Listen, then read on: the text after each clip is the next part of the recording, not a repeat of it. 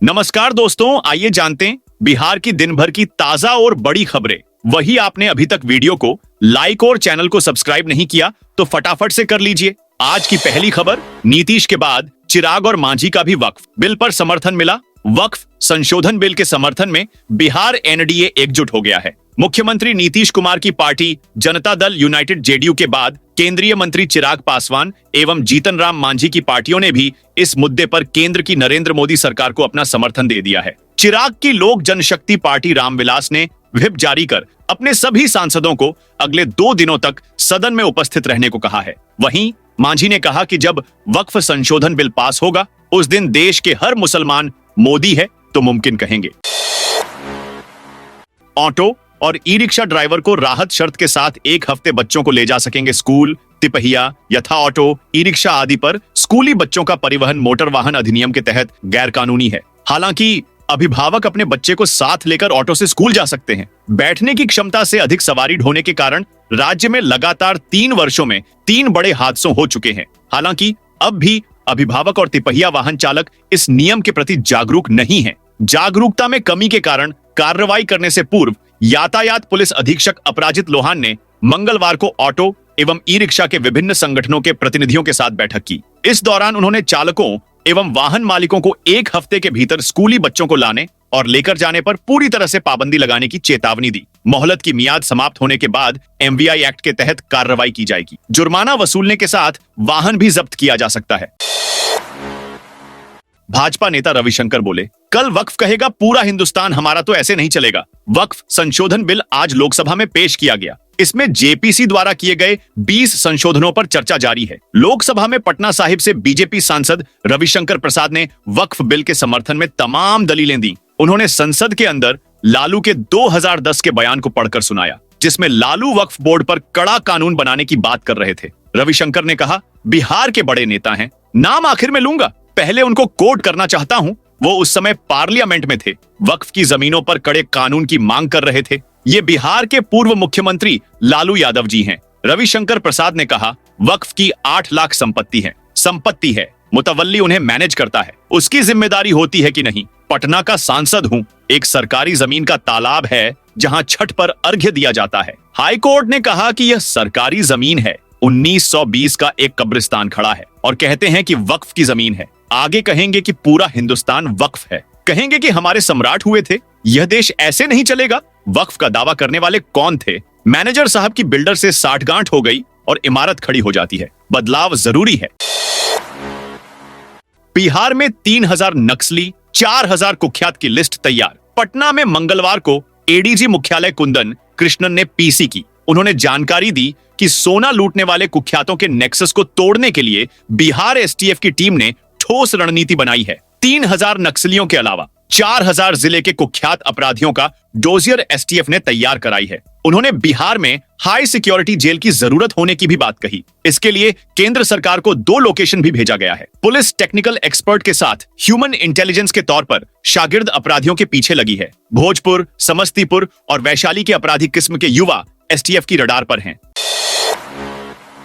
मुजफ्फरपुर में रामनवमी जुलूस में डीजे पर सख्त प्रतिबंध। मुजफ्फरपुर में रामनवमी जुलूस को लेकर प्रशासन ने महत्वपूर्ण बैठक की। एसडीओ पूर्वी अमित कुमार की अध्यक्षता में कंपनी बाग स्थित कार्यालय में हिंदू संगठनों के साथ विचार विमर्श हुआ। बैठक में टाउन एसडीपीओ और पूर्वी इलाके के थाना प्रभारी मौजूद रहे। प्रशासन ने जुलूस के लिए स्पष्ट मार्गदर्शिका जारी की है। जुलूस में डीजे का उपयोग पूरी तरह से प्रतिबंधित रहेगा। नियम तोड़ने वालों पर कानूनी कार्रवाई की जाएगी। जुलूस का रूट सीढ़ी घाट से शुरू होकर करबला और कंपनी बाग होते हुए नेहरू स्टेडियम तक निर्धारित किया गया है। इस मुख्य जुलूस में बीच बीच में छोटे जुलूस भी शामिल होंगे। बोधगया में बनेगा भव्य बौद्ध ध्यान और अध्यात्म केंद्र। बोधगया में एक भव्य बौद्ध ध्यान और अध्यात्म केंद्र बनने जा रहा है। केंद्र सरकार ने इस परियोजना के लिए 165.44 करोड़ रुपए स्वीकृत किए हैं। इसे स्वदेश दर्शन 2.0 योजना के तहत मंजूरी दी गई है। परियोजना की पहली किस्त के रूप में 16.44 करोड़ रुपए जारी कर दिए गए हैं और कार्य प्रारंभ करने की दिशा में आवश्यक प्रक्रिया शुरू हो चुकी है। इस ध्यान केंद्र का डिजाइन बिहार के प्रसिद्ध केसरिया स्तूप से प्रेरित होगा। 27 मार्च 2025 को आयोजित केंद्रीय निगरानी समिति की बैठक में इस योजना को मंजूरी दी गई। 24 अप्रैल को पटना एयरपोर्ट के नए टर्मिनल का उद्घाटन। पटना एयरपोर्ट के नए टर्मिनल भवन का उद्घाटन 24 अप्रैल को होने जा रहा है। प्रधानमंत्री नरेंद्र मोदी इसका उद्घाटन करेंगे। यह नया टर्मिनल मॉडर्न सुविधाओं से लैस होगा। इससे बिहार के हवाई यातायात को नई रफ्तार मिलेगी। यात्रियों को अधिक सुविधा देने के लिए इस टर्मिनल में बड़ी वेटिंग एरिया, आधुनिक सिक्योरिटी सिस्टम और बेहतर कनेक्टिविटी की व्यवस्था की गई है। बिहार में बिजली कंपनियां 3 साल में 4000 पदों पर करेंगी भर्तियां। बिहार में बिजली कंपनियों ने 4000 पदों पर बहाली करने का निर्णय लिया है। इसमें south Bihar power distribution company limited में 2200 तो north Bihar power distribution company limited में 1800 पदों पर बहाली होगी। अगले 3 वर्षों में कंपनी इंजीनियर सहित अन्य पदों पर बहाली की प्रक्रिया पूरी करेगी। मौजूदा वित्तीय वर्ष 2025 से 26 में ही लगभग 2500 पदों पर बहाली होगी। इस बहाली के बाद कंपनी में 13000 से अधिक कर्मी हो जाएंगे। बिहार की विधानसभा समितियों में फेरबदल। बिहार विधानसभा की समितियों का पुनर्गठन किया गया है। बुधवार को जारी अधिसूचना के अनुसार पर्यटन उद्योग एवं कृषि उद्योग से जुड़ी समितियों का सभापतित्व वामपंथी विधायकों को दिया गया है। 26 समितियों का कार्यकाल अगले साल के 31 मार्च तक रहेगा। सबसे अधिक 8 समितियां भाजपा को दी गई हैं। 6 समितियां राजद के हवाले हैं, जबकि जदयू को 5 और कांग्रेस को 2 समितियां दी गई हैं। भाकपा माले और माकपा को 1-1 समितियों की जवाबदेही दी गई है। 2 विधायकों वाली भाकपा को किसी समिति का सभापतित्व नहीं दिया गया है। बिहार में डॉन माफिया के लिए काला पानी की तैयारी। अंग्रेजों के जमाने में आजादी के दीवानों को अंडमान के सेलुलर जेल भेजकर काला पानी की सजा दी जाती थी। बिहार पुलिस बड़े बड़े डॉन, माफिया, नक्सलियों और चरमपंथियों को बंद रखने के लिए वीरान इलाकों में 2 जेल बनाने की तैयारी में है। ऐसा इलाका जहां सड़क संपर्क ना हो, जहां दूर दूर तक मोबाइल का टावर ही ना हो। पुलिस इन जेलों में अंडर ट्रायल और सजा काट रहे बड़े क्रिमिनल को बंद रखने की योजना में है। प्लान है कि जेल को ऐसे दुर्गम इलाके में बनाया जाए कि घर परिवार वाले भी मिलने आए तो परेशान होकर जाएं। जेल के आसपास दूर तक कोई सड़क ना हो, जिसका फायदा कैदियों के भागने पर लगाम में भी मिलेगा। कन्हैया कुमार की यात्रा में शामिल होंगे राहुल गांधी। राहुल गांधी 7 अप्रैल को बिहार आने वाले हैं। कन्हैया कुमार की पलायन रोको नौकरी दो यात्रा में वह शामिल होंगे। 7 अप्रैल को बेगूसराय जिले में कन्हैया की यात्रा होगी। राहुल गांधी पहले हाफ में बेगूसराय और दूसरे हाफ में पटना के कार्यक्रम में शामिल होंगे। बेगूसराय में राहुल गांधी के स्वागत के लिए बड़े लेवल पर तैयारी चल रही है। कांग्रेस सूत्रों की माने तो राहुल गांधी के चॉपर को बेगूसराय में उतरने के लिए परमिशन के लिए एप्लीकेशन जा चुका है। परमिशन मिलने के बाद कांग्रेस इसकी आधिकारिक घोषणा कर सकती है। मुजफ्फरपुर में 120 करोड़ की लागत से बनेगी नई सड़क। चंदवारा में फेज 2 के तहत भूमि अधिग्रहण की प्रक्रिया शुरू हो गई है। पुल निर्माण निगम लिमिटेड की ओर से अधिग्रहण को लेकर जिला भू अर्जन कार्यालय को अधियाचना भेजी गई है। मौजावार ब्यौरा उपलब्ध कराया गया है। इसी अनुसार भू अर्जन कार्यालय की ओर से इसका अवलोकन कर आगे की प्रक्रिया शुरू की जाएगी। विभाग की ओर से भूमि अधिग्रहण पर खर्च होने वाली अनुमानित राशि का प्राक्कलन भी तैयार करने का अनुरोध किया गया है। इसके आलोक में अब जिला अवर निबंधक से अधिग्रहण की जाने वाली भूमि का MVR तैयार कराया जाएगा। पटना के महावीर मंदिर में पूजा पाठ हुआ महंगा। पटना स्थित महावीर मंदिर प्रबंधन ने 1 अप्रैल से नैवेद्यम और मंदिर से जुड़े पूजा पाठ की सेवाओं की दरों में बढ़ोतरी की है। नैवेद्यम की कीमतों में 30 रुपए प्रति किलो का इजाफा किया गया है। कीमत प्लास्टिक पैक में प्रति किलो 380 रुपए और कार्टन के पैकेट में 360 रुपए प्रति किलो हो गया है। पहले प्लास्टिक पैक में नैवेद्यम की कीमत 350 रुपए किलो और गत्ते के डिब्बे में इसकी कीमत 330 रुपए प्रति किलो थी। न्यास समिति की बैठक में नैवेद्यम की दरें बढ़ाने का निर्णय लिया गया है। 17 से होगी शराब तस्करी में जब्त वाहनों की नीलामी। सहरसा में शराब तस्करी के मामलों में जब्त की गई 114 गाड़ियों की नीलामी होने जा रही है। यह नीलामी 3 चरणों में होगी। पहला चरण 17 अप्रैल को, दूसरा 24 अप्रैल को और तीसरा 2 मई को आयोजित किया जाएगा। इसमें छोटी बड़ी वाहन शामिल है। इसको लेकर सहरसा उत्पाद विभाग के सहायक आयुक्त संजीव ठाकुर ने बताया कि नीलामी सहरसा उत्पाद विभाग कार्यालय में होगी। इसमें ट्रक, टेम्पो, कार, मोटरसाइकिल और साइकिल शामिल हैं। ये सभी वाहन वर्ष 2023 से 24 में बिहार मद्य निषेध और उत्पाद अधिनियम 2016 के तहत जब्त किए गए थे। नीलामी में भाग लेने के इच्छुक लोगों को 15 अप्रैल तक पंजीकरण कराना होगा। उन्हें उत्पाद विभाग कार्यालय और संबंधित थानों में जाकर वाहनों का निरीक्षण करना होगा। वाहन की मूल्यांकन राशि का कम से कम 20% जमा करना अनिवार्य है। पछुआ से गेहूं की उपज हो सकती है प्रभावित 15 जून तक होगी। खरीद गर्मी जल्दी आ गई है। जिससे गेहूं की फसल पर असर पड़ा है। उच्च तापमान के कारण गेहूं के दाने जल्दी पक रहे हैं, जिससे उपज में कमी हो सकती है। कई जिलों में फसल के दाने सिकुड़ गए हैं, विशेषकर देर से बोई गई फसल की स्थिति खराब है। सरकार ने गेहूं की खरीदारी शुरू की है और इस बार 2,425 रुपए प्रति क्विंटल का मूल्य तय किया है। लू प्रभावित मरीजों के लिए अलर्ट मोड पर विभाग। भागलपुर में लगातार तापमान में बढ़ोतरी हो रही है। अप्रैल महीने के शुरुआत में ही पारा 35 के पार पहुंच गया है। हिट वेव की संभावना को देखते हुए स्वास्थ्य विभाग और अस्पताल प्रबंधन अलर्ट मोड में है। मुख्यालय के आदेश के बाद भागलपुर के सदर अस्पताल में 10 बेड का लू वार्ड बनाया गया है। सदर अस्पताल में ऑक्सीजन से लेकर पर्याप्त मात्रा में दवाई उपलब्ध है। स्वास्थ्य विभाग ने लोगों से अपील की है कि वे गर्मी से बचने के लिए सावधानी बरतें और अधिक से अधिक पानी पिएं। इसके अलावा धूप में बाहर निकलने से बचें और हल्के कपड़े पहनें। जरूरी काम पड़ने पर ही घर से बाहर निकले। वहीं उन्होंने कहा कि ऐसी कोई शिकायत आने के सीधे अस्पताल आए और डॉक्टरों से मिले, उनसे सलाह ले। राजद सुप्रीमो लालू प्रसाद यादव की बिगड़ी तबीयत। राजद सुप्रीमो लालू प्रसाद यादव की तबीयत अचानक बिगड़ गई है। जानकारी के मुताबिक तबीयत बिगड़ने के बाद अब लालू यादव इलाज के लिए 4 बजे दिल्ली रवाना होंगे। बुधवार को मिली जानकारी के अनुसार शरीर में घाव होने के कारण वे परेशानी महसूस कर रहे हैं, जिसके बाद अब उन्हें बेहतर इलाज के लिए दिल्ली ले जाया जाएगा। कुछ मीडिया रिपोर्ट में कहा जा रहा है कि राबड़ी आवास में ही राजद सुप्रीमो लालू प्रसाद यादव का इलाज किया जा रहा था। उनकी बिगड़ते स्वास्थ्य को देखते हुए चिकित्सकों ने उन्हें दिल्ली ले जाने की सलाह दी है। यह भी जानकारी सामने आ रही है कि पिछले 2-3 दिनों से लालू प्रसाद यादव बीमार थे।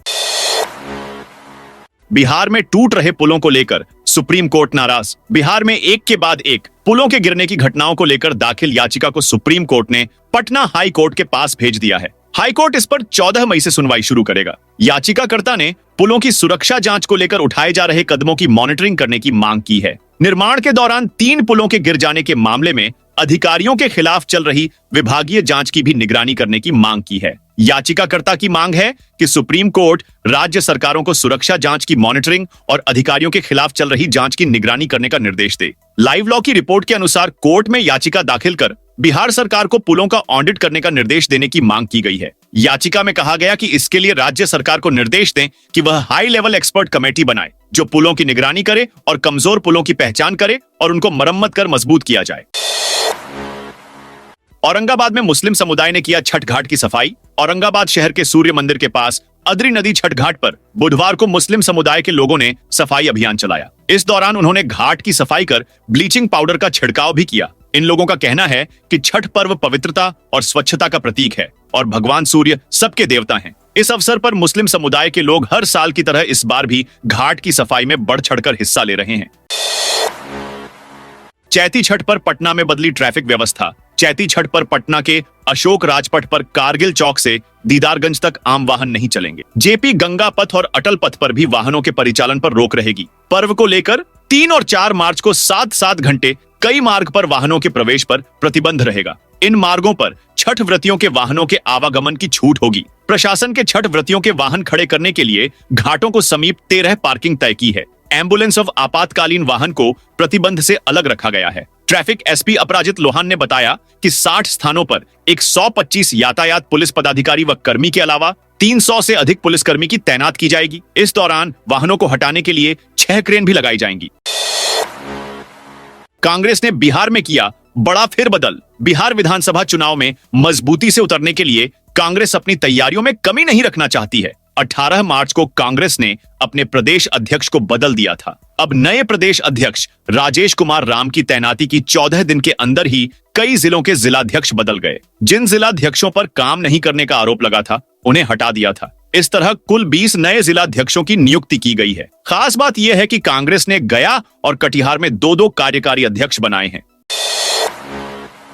वित्त वर्ष 2024 से 25 में समस्तीपुर मंडल की बड़ी आय। समस्तीपुर रेल मंडल वित्तीय वर्ष 2024 से 25 में यात्री आया से लेकर माल ढुलाई के क्षेत्र में कीर्तिमान स्थापित किया है। डीआरएम विनय श्रीवास्तव ने मंगलवार शाम आयोजित संवाददाता सम्मेलन के दौरान बतलाया कि 2024 से 25 के दौरान 0.97 मिलियन टन माल लोड किया, जो कि निर्धारित लक्ष्य 0.77 मिलियन टन से अधिक रहा और पिछले वर्ष की तुलना में 34.59% अधिक है। उन्होंने बताया कि इस अवधि के दौरान माल ढुलाई से प्राप्त राजस्व 212 1.88 करोड़ रहा, जो निर्धारित 172.172 करोड़ के लक्ष्य से अधिक और पिछले वर्ष के 156.39 करोड़ की तुलना में 30.12% अधिक है।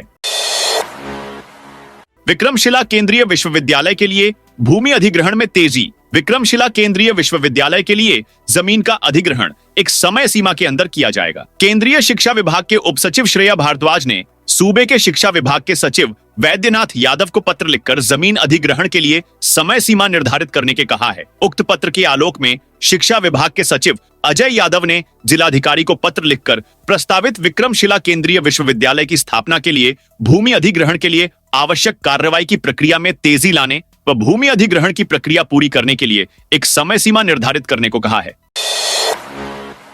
बिहार का पहला आधुनिक बांस घाट शवदाह गृह मई में होगा पूरा। निर्माण कंपनी बुडको के इंजीनियर के अनुसार पहले शवदाह गृह केवल 1.24 एकड़ में था। इसमें कई आवश्यक सुविधाओं का अभाव था। नया शवदाह गृह आधुनिक तकनीकों से लैस होगा और यहाँ 4 विद्युत शवदाह यूनिट, 6 लकड़ी आधारित और 8 परंपरागत शवदाह स्थलों की व्यवस्था होगी। यहाँ एक ही जगह अंतिम संस्कार के लिए सभी तरह की सुविधाएं मौजूद होंगी। इसमें अस्थि विसर्जन और नहाने के लिए 2 तालाब होंगे। बिहार में 3 अप्रैल से होगी स्नातक पार्ट 1 की परीक्षा। स्नातक प्रथम सेमेस्टर की परीक्षाएं 3 अप्रैल से प्रारंभ होंगी। परीक्षा प्रमंडल के 18 केंद्रों पर आयोजित की जाएगी। विश्वविद्यालय ने सभी तैयारियां पूरी कर ली हैं। परीक्षा नियंत्रक डॉक्टर अशोक कुमार मिश्रा के अनुसार छात्रों को एडमिट कार्ड अनिवार्य रूप से लाना होगा। परीक्षा केंद्र में प्रवेश से पहले छात्रों की सघन जांच होगी। परीक्षा शुरू होने से 30 मिनट पहले ही छात्रों को परीक्षा हॉल में प्रवेश दिया जाएगा। पहले दिन परीक्षा 2 पालियों में होगी। प्रथम पाली सुबह 9 से दोपहर 12 बजे तक होगी। दूसरी पाली दोपहर 2 से शाम 5 बजे तक चलेगी।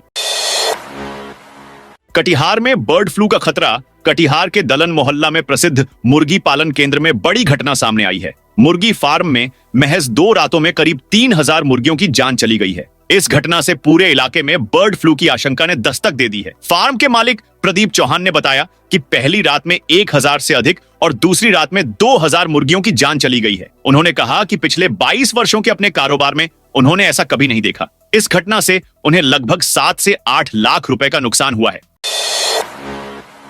बिहार खेल विश्वविद्यालय राजगीर ने लॉन्च किया सोशल मीडिया अकाउंट्स। बिहार खेल विश्वविद्यालय राजगीर ने अपनी पहुंच और जागरूकता बढ़ाने के उद्देश्य से अपने आधिकारिक सोशल मीडिया अकाउंट लॉन्च कर दिए हैं। विश्वविद्यालय अब फेसबुक, एक्स, पूर्व में ट्विटर, इंस्टाग्राम और यूट्यूब पर मौजूद है, जहां से खेल संबंधी गतिविधियों और विश्वविद्यालय की पहलों की जानकारी नियमित रूप से साझा की जाएगी।